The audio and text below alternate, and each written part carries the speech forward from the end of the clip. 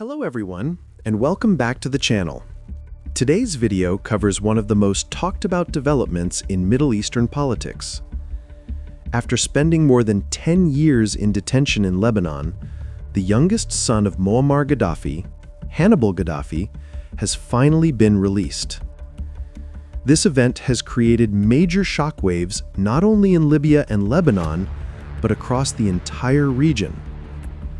But this raises several important questions. How did Hannibal end up in Lebanon in the first place?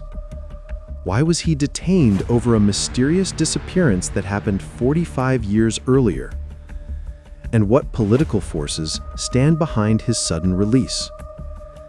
Today, we're going to break down all of these questions in detail. Hannibal Gaddafi was born in 1975 as the youngest son of Muammar Gaddafi, while his older brothers, Mu'tasim, Saif al-Islam, and others were more involved in politics and military affairs. Hannibal was known for his business ventures and his controversial personal life. For many years, he developed a bad boy image internationally. He was involved in several high-profile incidents in Europe, including clashes with police in France and Switzerland. Because of this, Hannibal became one of the most criticized and controversial members of the Gaddafi family. When the Libyan uprising began in 2011, the Gaddafi family dispersed across different countries. Some members were killed, while others sought refuge abroad. Hannibal eventually appeared in Syria, where he lived under the protection of the Assad government, one of the few remaining allies of the Gaddafi family.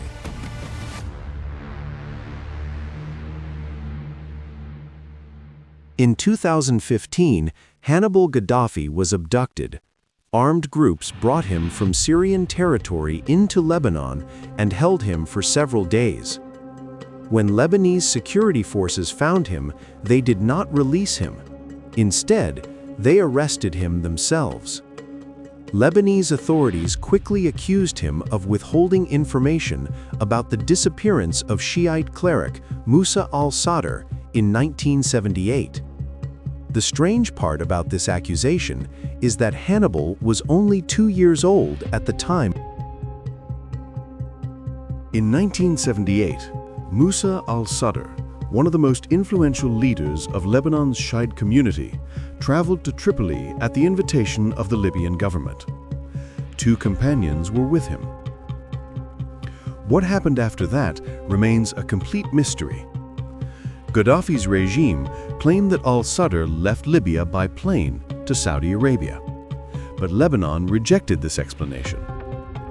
For more than 45 years, the disappearance has remained one of the biggest political mysteries in the Middle East. Because of this case, the Gaddafi family has long been accused of involvement.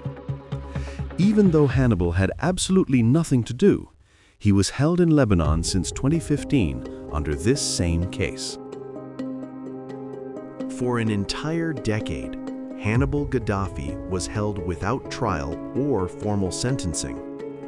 During these years, he launched several hunger strikes to protest his detention. His lawyers submitted multiple reports claiming he had been mistreated, tortured, and subjected to psychological pressure.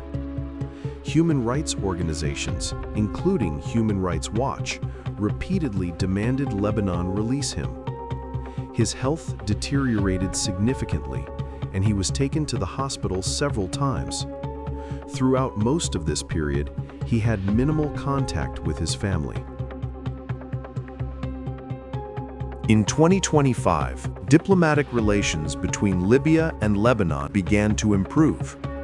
A major Libyan delegation visited Lebanon to discuss economic cooperation, energy projects, and, of course, the issue of Hannibal's detention.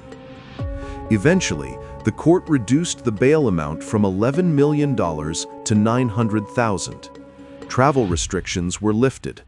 And finally, Hannibal Gaddafi was officially released. Many analysts believe this decision was the result of a political deal struck between the two countries. After Hannibal's release, several important questions emerged. Will he return to Libyan politics? Will the charges against him be dropped? Will relations between Libya and Lebanon continue to improve? And most importantly, will the truth about Musa al-Sadr finally come out? For now, none of these questions have clear answers.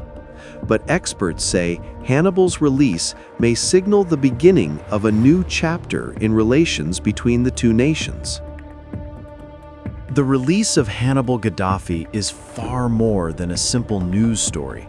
It represents the intersection of politics, history, diplomacy, and human rights.